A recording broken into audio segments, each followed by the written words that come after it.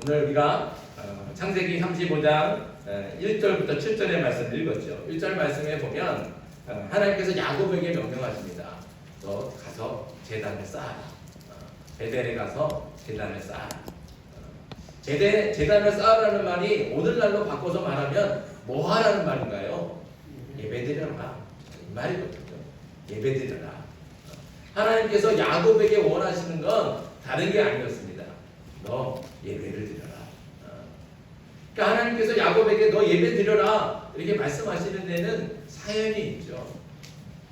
자, 우리가 잘 아는 야곱의 이야기 한번 같이 다시 한번 되새기면 좋겠습니다. 이삭에게 쌍둥이 아들이 있습니다. 에서와 야곱이죠. 근데 둘째 아들인 이 야곱은 에서가 가지고 있는 그 장자권에 대해서 유난히 욕심을 내고 있었어요. 자기가 둘째라고 하는 것에 대한 그런 뭐라 그럴까요? 열등감이라고 그럴까요? 아, 내가 형이 됐으면 더 좋았을 텐데, 저 형이 가진 장자권만 있으면 내가 더 잘 살 텐데, 내가 분명히 성공할 수 있을 텐데, 이런 생각을 가지고 있다. 그럼 왜 장자권에 대해서 이렇게 특별히 야곱이 욕심을 낼까요? 그건 이스라엘 문화 속에서 장자가 가지고 있는 그 맏아들, 첫째 아들이 가지고 있는 특권과 또 혜택이 있기 때문에 그래요. 자, 모든 가문에 그 대는 누가 있습니까? 장자가 있잖아요.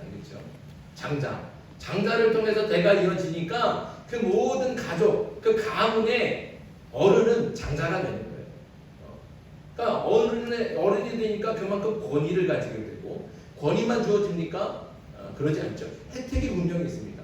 그래서 아버지가 돌아갔을 때 유산을 받을 때, 그 유산을 나눌 때에도 다른 형제들보다 장자는, 첫째 아들은 다른 형제들보다 두 배를 더 받을 수 있는 거예요. 그러니까 얼마나 큰 혜택입니까? 그러니까 이스라엘에서 장자가 된다는 것은 그만한 권위를 가지게 되고 그런 혜택을 누리고 그런 권리가 분명히 생긴다는 것이죠. 그래서 야곱은 형이 가지고 있던 그 장자권에 대해서 욕심을 내고 있었던 겁니다. 그래서 하루는 계획을 세웁니다. 매일같이 산으로 들로 사냥을 다니는 에서를 보면서, 형 에서를 보면서 계획을 짜는 거죠. 어느 날 야곱은 에서가 사냥을 나갔다가 돌아오는 길목에서 음식을 만들고 형을 기다렸습니다. 마침 하루 종일 제대로 먹지도 못하고 허기진 배를 안고 돌아오던 에서는 야곱이 만드는 음식 냄새에 이끌려서 야곱을 찾아가게 되는 거예요. 야곱은 허기진 에서에게 죽 한 그릇을 내밀면서 형의 장자권을 달라. 내가 그러면 이 맛있게 끓인 죽을 당신한테 주겠다. 이렇게 유혹을 했던 거죠. 결국 장자권을 대수롭지 않게 여겼던 에서는 야곱의 유혹에 넘어가서 그 죽 한 그릇에 그 귀한 장자권을 야곱에게 팔아버렸습니다. 그리고 얼마 후에 더 큰 일이 벌어졌습니다. 야곱이 나이가 많아서 눈이 어두워지고 기력이 약해지니까 그는 더 늦기 전에 아들들을 불러다가 마지막으로 유언을 해야 되겠다, 이렇게 작정했습니다. 이삭은 첫째 아들, 그러니까 장자인 에서를 불러서 그를 축복하고 그를 통해서 가문이 이어지게 하려고 했던 겁니다. 에서에게 모든 권리를 이양하고 그를 축복해주면서 이제 이 집안은 너에게 달렸다, 이렇게 맡겨주기 위해서 에서를 불렀다는 거죠. 그래서 에서에게 모든 축복을 해주려고 그렇게 계획을 했던 겁니다. 그런데 야곱이 눈이 어두워진 아버지를 속여서 장자가 받아야 될 그 모든 축복을 야곱이 다 가로채고 말았습니다. 뒤늦게 이 사실을 알게 된 에서가 분노하며 동생 야곱을 죽이겠다고 야곱을 찾아다녔습니다. 야곱은 어쩔 수 없이 집을 떠나 외삼촌이 살고 있는 하란으로 도망칠 수밖에 없었습니다. 아무것도 가진 것 없이 허겁지겁 도망가던 야곱은 날이 어두워지자 길에 누워서 그냥 길에 흔하게 널려있던 그 돌멩이를 하나 주워서 베개로 삼고 길에서 노숙하는 신세가 되고 말았습니다. 그렇게 잠을 청해 주죠. 길바닥에 누워있는 야곱을 한번 생각해 보세요. 얼마나 처량합니까? 자기는 그 장자권만 있으면 잘 살 줄 알았는데 야곱이 지금 누리고 있는 게 잘 사는 겁니까? 그렇지 않잖아요. 야곱은 그 누구보다도 비참한 인생을 살고 있어요. 그냥 아버지 집에 있었으면 사랑하는 어머니 곁에서 정말로 편하게 눕고 모든 것을 누리며 살 수 있었을 텐데 그 욕심 하나 때문에 장자권을 손에 쥐었지만 오히려 모든 것을 다 잃어버리고 비참한 그런 노숙 신세, 또 형에게 쫓겨가서 목숨이 위태로운 도망자의 신세가 되고 말았습니다. 그런데 그 밤에 하나님께서 나타나셨죠. 그리고 야곱에게 약속하시기를 내가 누워있는 그 땅을 너에게 주겠다. 내 자손을 땅의 티끌과 같이 많게 해줄 것이고 네가 어디로 가든지 항상 내가 너와 함께 할 것이다. 그러니 걱정하지 마라. 그리고 반드시 너를 여기 고향 땅으로 너의 집으로 돌아오게 해주겠다. 이게 하나님께서 야곱에게 주신 약속의 말씀입니다. 그 말씀을 듣고 야곱이 얼마나 놀랐겠습니까? 놀란 가슴도 있겠지만 얼마나 기쁘겠습니까? 자기는 혼자 쓸쓸하게 도망치는 줄 알았는데 하나님께서 함께 해주시겠다고, 하나님께서 지켜주시겠다고 그러고 어디를 가든지 하나님께서 함께 해주시겠다고 약속해 주셨어요. 그리고 자손도 많게 해주시고 평안하게 고향 땅으로 돌아오게 해주겠다 약속을 해주시니까 얼마나 마음이 뿌듯하고 또 평안하겠습니까? 할아버지의 하나님, 아버지의 하나님이 이제 자신에게 나타나서 이제부터는 너의 하나님이니 내가 너를 반드시 지켜주겠다 말씀하시니까, 약속하시니까 얼마나 큰 힘이 되었겠습니까? 하나님을 만난 야곱은 그 자리에서 일어나 하나님을 예배했습니다. 베개로 삼았던 돌을 가져다가 기둥으로 세우고 그 위에 기름을 부으며 하나님의 이름을 불렀습니다. 이게 예배하는 거예요. 그렇게 하나님을 예배하면서 야곱은 하나님에게 약속했어요. 뭐라고 약속했을까요? 우리 앞으로 가서 28장 한번 가보겠습니다. 28장 20절로 22절까지, 28장 20절로 22절까지, 28장 20절부터 22절 같이 한번 읽겠습니다. 시작. 야곱이 서원하여 이르되 하나님이 나와 함께 계셔서 내가 가는 이 길에서 나를 지키시고 먹을 떡과 입을 옷을 주시어 내가 평안히 아버지 집으로 돌아가게 하시오면 여호와께서 나의 하나님이 되실 것이요 내가 기둥으로 세운 이 돌이 하나님의 집이 될 것이요 하나님께서 내게 주신 모든 것에서 10분의 1을 내가 반드시 하나님께 드리겠나이다 하였더라. 아멘. 오늘 이 말씀 속에서 야곱이 하나님께 약속하는 게 무엇입니까? 서운하는 게 뭐예요? 자신이 돌베개로 맸던 그 기둥 위에, 그 잠자던 곳에 하나님의 집을 세우겠다는 거예요. 그리고 그렇게 단을 쌓고 하나님께 예배하며 하나님께 자신에게 주신 그 모든 물질 중에서 10분의 1을 하나님께 드리겠습니다. 이렇게 약속했습니다. 이 약속을 하고 야곱이 그곳을 뭐라고 불렀습니까? 그곳을 베델이라 불렀습니다. 베델의 뜻은 바로 하나님의 집이라는, 하나님의 집. 거기는 길바닥이에요. 사실은 집이 없습니다. 아무것도 없습니다. 그런데 야곱은 하나님을 만나고 하나님께 예배하면서 그 자리를 이미 하나님의 집이다 라고 불렀다는 거예요. 왜 이렇게 불렀겠습니까? 그것은 바로 야곱이 하나님께 드린 약속을 내가 반드시 지키겠습니다 굳게 결단하는 거예요. 아무것도 없지만 여기는 이미 하나님의 집입니다. 내가 반드시 여기 하나님의 집을 세우겠습니다. 그리고 돌아오면 하나님께 예배하며 여기서 하나님께 11조를 드리겠습니다. 반드시 그렇게 하겠습니다 라고 굳게 결단하는 거예요. 그래서 베델이라고, 원래 이름은 루스였는데 그것을 베델이라고, 하나님의 집이라고 불렀던 겁니다. 그리고 놀랍게도 하나님은 약속하신 대로 야곱과 늘 동행하시며 그를 지켜주셨고 그에게 많은 자손과 재물도 주셨습니다. 야곱이 빈손으로 집을 떠났지만 그가 다시 집으로 돌아와서 에서를 만날 때에는 아내는 4명이고 자식은 11명이고 그에 따른 식솔들과 많은 사람들이 따라왔어요. 그뿐만이 아니죠. 수많은 양떼 그리고 소떼, 낙타떼 이 모든 재물들을 거느리고 다시 안전하게 고향으로 돌아왔다는 것이죠. 그리고 마침내 고향 땅에 도착한 야곱은 자신을 죽이려던 형 에서와 극적인 화해까지 했습니다. 하나님께서는 그렇게 약속대로 야곱을 평안하게 인도해 주셨던 겁니다. 하나님은 야곱에게 약속하셨던 그 모든 것을 다 이루어 주셨어요. 그렇지 않습니까? 내가 너의 자손을 많게 해줄 것이고 너를 평안하게 돌아오게 해주겠다. 네가 어디를 가든지 난 너를 지켜주겠다. 그 약속하신 말씀대로 수많은 위기와 고난과 시련 속에서도 야곱은 무너지지 않았어요.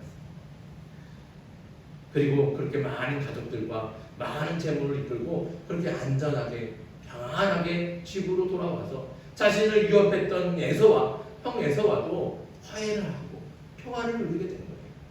하나님께서 약속하셨던 게 다 이루어졌습니다. 다. 자, 그러면 이제 무엇이 남았습니까? 뭐가 남았습니까? 하나님은 야곱에게 하셨던 그 모든 약속을 이루셨습니다. 그러니 이제 누구의 차례입니까? 야곱의 차례죠. 야곱이 약속을 지킬 차례입니다. 야곱이 지켜야 될 약속이 무엇입니까? 베델로 가서 거기에 하나님의 집을 짓고 거기 단을 쌓고 하나님께 예배하면서 자신에게 주셨던 그 모든 물질 중에서 10의 1조를 하나님께 드려야 되는 거죠. 약속했으니까. 하나님께서는 이미 약속하신 것을 다 이루어 주셨잖아요. 다 해주셨잖아요. 그러면 야곱의 차례예요. 이제 야곱이 자신이 하나님께 드렸던 그 모든 약속을 지킬 차례라는 것이죠. 그렇게 야곱이 자신이 하나님께 한 약속을 기억했다면 에서를 만나고 평화롭게 평화를 찾았다면 그 다음에는 반드시 베델로 올라가야 될 것이고 베델에 가서 단을 쌓으며 거기에 하나님의 집을 짓고 11조를 드렸어야 마땅한 겁니다. 그런데 안타깝게도 야곱은 하나님께 했던 약속을 지키지 않았습니다. 에서를 만나고 이제 모든 것이 평화롭게 되자 그는 세겜의 밭을 사고 거기에 장막을 쳤습니다. 세겜의 밭을 사고 장막을 쳤다는 말은 뭐예요? 이제 여기에 살겠다는 것입니다. 다른 데 안 가고 이제 여기 살겠다. 그래서 밭을 산 거예요.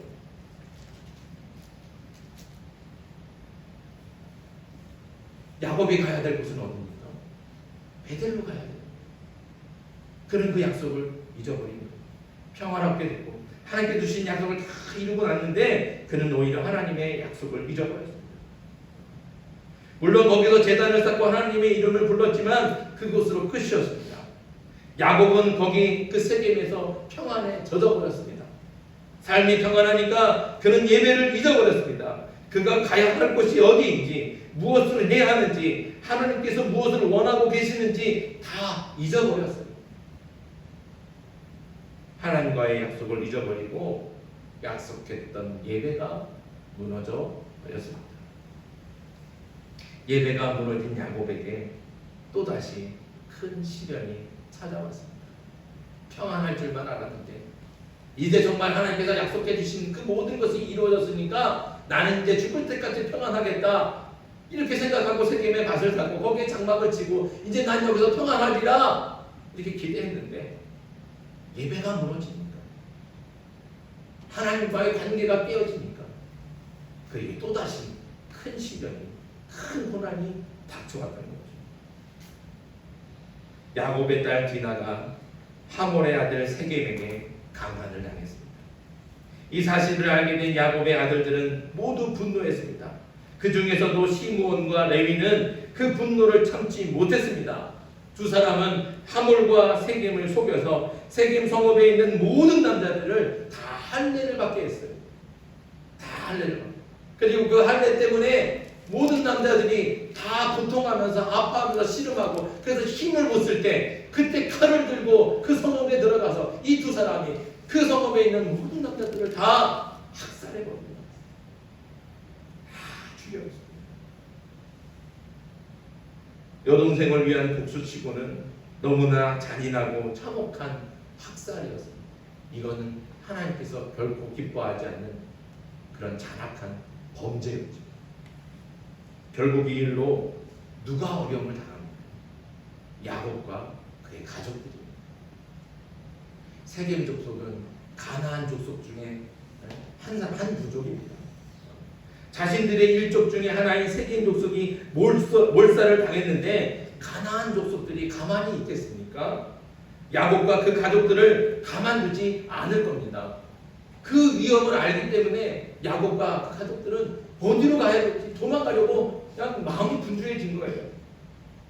야곱은 세겜에 정착하려고 밖까지 사고 그곳에 장막을 쳤지만 그는 이제 다시 도망칠 수밖에 없습니다. 야곱이 형 에서에게서 도망칠 때처럼 또다시 도망자 신세가 되고 말았죠.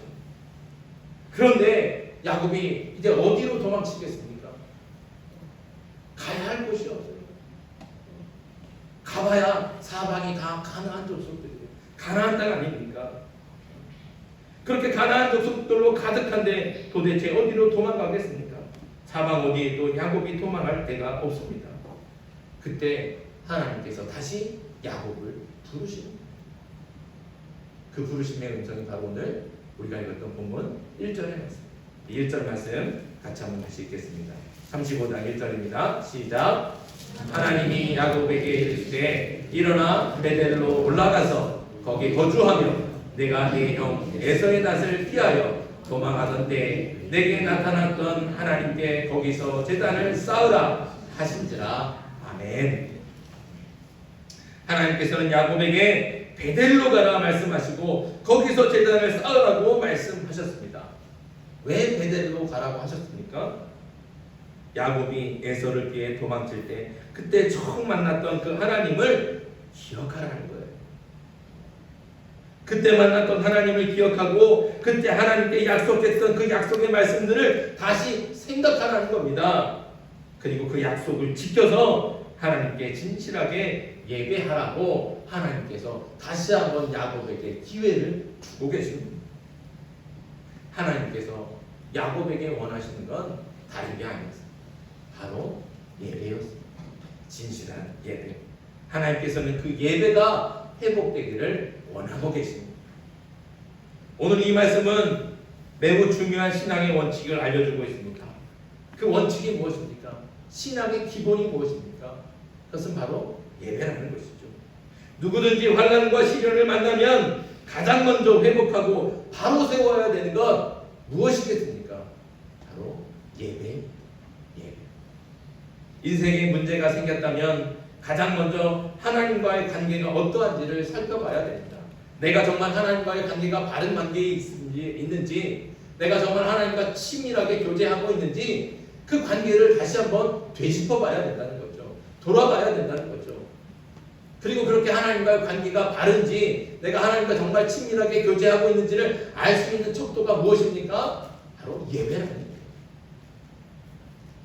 나의 예배 생활이 바른지, 정말 진실하게 하나님을 예배하고 있는지 그것을 점검하라는 것이죠. 신앙의 가장 기본은 바로 예배입니다. 가장 먼저 예배가 회복되고 예배가 바로 세워져야 합니다. 그런데 우리는 어려운 일만 만나면 오히려 가장 먼저 예배를 희생하고 예배가 뒷전으로 밀려나지 않습니까? 바쁘고 힘들 때마다 가장 먼저 뒤로 밀리고 생각되는 것이 바로 예배입니다. 바쁘니까, 힘드니까. 또 반대일 때도 있습니다. 힘들지만 주일 예배, 수요 예배, 새벽 기도 시간마다 나와서 기도하며 하나님을 붙들던 사람들도 오히려 문제가 해결되고 평안해지면 이제 문제가 해결됐으니까 새벽에는 안 나가도 되겠다. 이제 나 평안해졌으니까 수요일에는 좀 쉬어도 하나님이 이해해 주시겠지. 이렇게 평안하고 살만해지면 오히려 더 강건하게 서야 되는, 바로 세워져야 되는 예배가 오히려 가장 먼저 무너진다는 거예요. 그러나 예배가 무너지면 하나님과의 관계가 무너지는 것이고, 하나님과의 관계가 무너지면 반드시 고난과 시련이 닥쳐오게 되어 있습니다. 오늘 말씀이 그것을 증거하지 않습니다. 예배가 무너진 야곱은 받은 축복과 받은 은혜가 다 사라지고 너무나 큰 고난과 시련 가운데 닥쳐있어요. 또다시 죽을 위기 가운데 몰렸습니다. 이 모든 고난과 시련이 왜 생겼어요? 예배가 무너졌기 때문입니다. 진실한 예배가 사라졌기 때문이죠. 평안을 누리고 축복을 누리고 이제 정말 나는 소원이 없겠다 이럴 때 오히려 하나님을 찬송하고 예배해야 되는데, 자신이 하나님께 약속했던 것들을 모두 이루어가며 하나님을 진실하게 예배해야 되는데 그 예배가 무너지니까 또다시 삶의 고난이 오고 위기가 찾아오게 된다는 거예요. 그러나 그 고난과 위기는 하나님께서 주시는 기회인 줄 믿습니다. 예배를 회복하는 하나님의 명령의 말씀인 줄 믿습니다. 하나님께서는 야곱에게 원하시는 것 다른 것 아니었습니다. 바로 예배를 회복하라는 것이죠. 야곱이 고난 중에 있으니까 예배하는 건 잠깐 쉬고 고난을 벗어날 수 있도록 무기를 준비하고 군사를 준비해라. 세겜 사람들이 가나안 족속들이 곧 쳐들어올 테니까 만반의 준비를 해라. 성벽을 쌓고 전쟁 준비를 해라. 이렇게 말씀하셨습니까? 그러지 않잖아요. 가장 먼저 뭐 하라고요? 제단을 쌓으라는 거예요. 예배드리라는 거예요.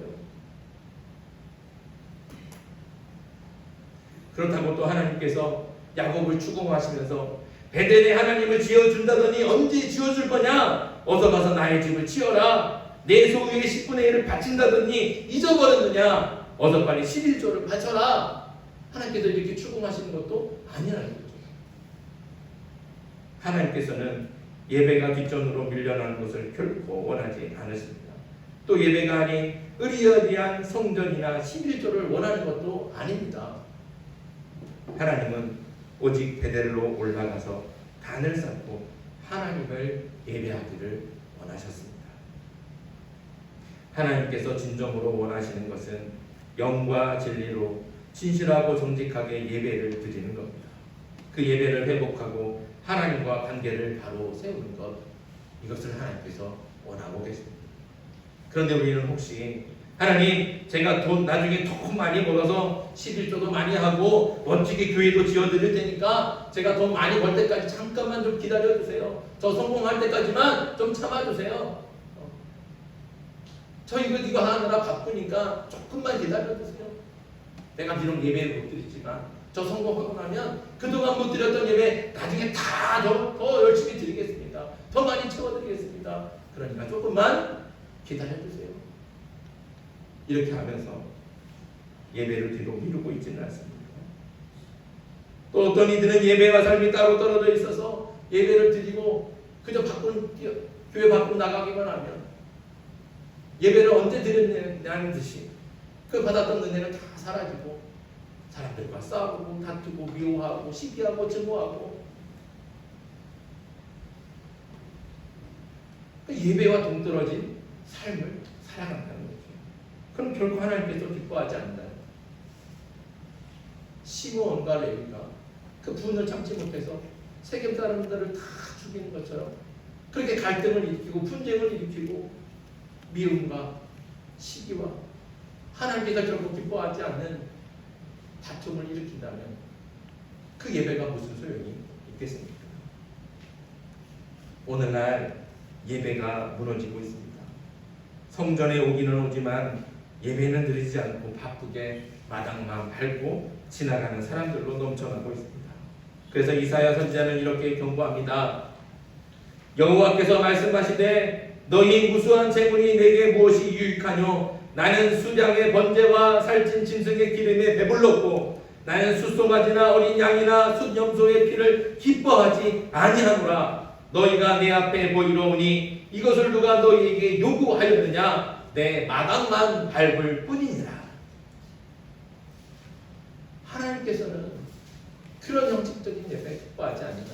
아무리 정말로 좋은 양을 데리고 오고 살찐 염소를 데리고 오고 숫소를 데리고 오고 그것들로 하나님께 예물을 드려도 그 마음이 있지 않으면, 그 진실하게 하나님을 예배하지 않으면 그런 재물들, 소용없다는 거예요. 하나님께서 하나도 기뻐하지 않는다는 거예요. 다 마당만 밟고 가는 거예요. 그렇게 예배가 무너지고 바로 서지 못하면 어떤 일이 생기는지 아십니까? 이사야 다시 읽으면 그 말씀 뒤에 너희가 손을 펼 때 내가 내 눈을 너희에게서 가리고 너희가 많이 기도할지라도 내가 듣지 아니하리라. 하나님께 예배를 드린다고 하면서도 마음과 생각이 다른 곳에 있으면 그건 진정한 예배가 아닙니다. 예배가 영과 진리가 아닌 껍데기 형식만 남은 종교 행위가 되면 하나님께서 그 예배를 기뻐하시지 않습니다. 기뻐하지 않을 뿐만 아니라 그런 예배는 아무리 많이 드려도 하나님께서 눈을 가리신다는 거예요. 귀를 막으신다는 거예요. 그러니 우리 예배가 무슨 소용이 있습니까? 보시질 않는데 우리의 기도가 무슨 소용이 있습니까? 하나님께서 듣지를 않으시는 거예요. 통치자 되신 하나님께서 눈을 감고 귀를 막으시니 세상이 무법천지가 되는 겁니다. 선보다는 악이 득세하고 세상에 죄가 가득하게 됩니다. 그러니 얼마나 혼란스럽고 고통스러운 세상이 되겠습니까? 지금 우리가 겪고 있는 이 혼란과 고통은 예배가 바로 서지 못한 혼란이고 고난이고 고통입니다. 예배가 바로 서지 않기 때문에 그런 거예요. 다른 게 문제가 아닙니다. 그러니 무엇이 가장 중요합니까? 무엇이 가장 먼저 회복이 되어야 됩니까? 경제 아닙니다. 정치 아니에요. 문제는 거기에 있지 않습니다. 문제는 예배에 있습니다. 예배가 회복되어야 됩니다. 경제가 회복되기 전에, 정치가 회복되기 전에, 우리의 안보가 회복되기 전에 가장 먼저 예배가 다시 세워지고 다시 회복되어야 될 줄 믿습니다. 베델로 올라가 거기서 단을 쌓아라. 야곱에게 하신 이 말씀이 야곱에게만 하신 것이 아니라 오늘 저와 여러분에게 주시는 하나님의 명령인 줄 믿습니다. 사랑하는 성도 여러분, 혹시 지금 큰 고난과 또 시련과 위기 가운데 있습니까? 여러분의 예배 생활이 어떤지 먼저 돌아보십시오. 진실하게 예배하고 있습니까? 성실하게 예배의 자리를 찾아가고 있습니까? 무너진 예배를 다시 회복할 수 있기를 간절히 바랍니다. 또 이제는 평안하고 살만해서 예배를 잊어버리고 예배에 소홀하지는 않습니까? 또다시 고난과 시련이 닥쳐오기 전에 예배를 회복하십시오. 진정한 예배가 회복이 되어 영과 진리로 거룩한 예배를 드릴 때, 정직하고 성실하게 오직 하나님만을 예배할 때 하나님께서 야곱을 부흥케 하시고 그를 통해 하나님의 뜻을 이루신 것처럼 예배하는 저와 여러분들 그리고 우리 검은교회를 통해 하나님의 뜻을 이루어 주실 줄 믿습니다. 그렇게 예배하는 우리 그리고 검은교회를 하나님께서 부흥케 하시고 그 부흥케 하신 우리를 통해 또 교회를 통해 하나님의 뜻을 이루신다는 거죠. 그렇게 저와 여러분이 무너진 예배를 다시 회복하여 한결같은 마음으로 하나님을 성실하게 예배하는 진정한 예배자가 되기를 주님의 이름으로 축복합니다.